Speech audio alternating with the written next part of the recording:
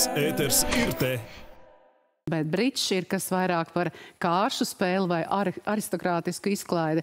Tā ir māksla, kas attīsta loģisko domāšanu un atmiņu, ļauj lieliski pavadīt laiku un atrast dombiedrus visā pasaulē. Ar šādu pārliecību šodien rīkots Latvijas pirmais bridža fórums Bridžs kā māksla.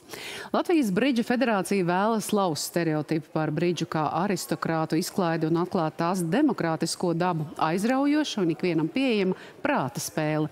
Fórumā bija aicināti piedalīties gan pieredzējuši spēlētāji, gan tie, kuri ar šo kāršu spēli pazīstami vien attāli vai pat nemaz.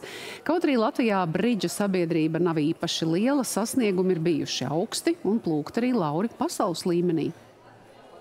Bridžs ir īpaši gan kā sarežģītākā kāršu spēle pasaulē, gan arī to, ka tas ir ļoti izaicinošs prāta sports.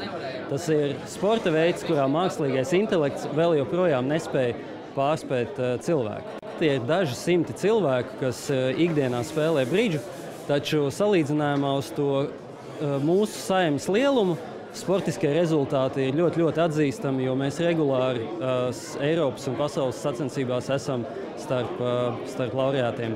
Sāku spēlēt es pirms nepilniem 30 gadiem. Es mācījos Rīgas valsts pirmajā ģimnāzijā. Mums bija bridža pulciņš. Galvenais, kas man pievilina, ir sacensība. Spēle, sacensties, bridža sports, tas ir mans sports. Augstākais sasniegums ir 2. vieta pasaulē ar Jeļenu Alfējevu jauktiem pāriem pirms 2 gadiem. Ir vairākas 5. vietas komandām, Latvijas komandai.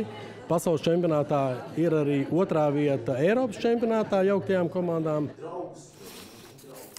Ņemot vērā šos sasniegumus, Latvijas Bridža federācija izcīnījusi tiesības 2026. gadā Rīgā rīkot Eiropas bridža čempionātu, kam sekos arī Eiropas jauniešu bridža čempionāts.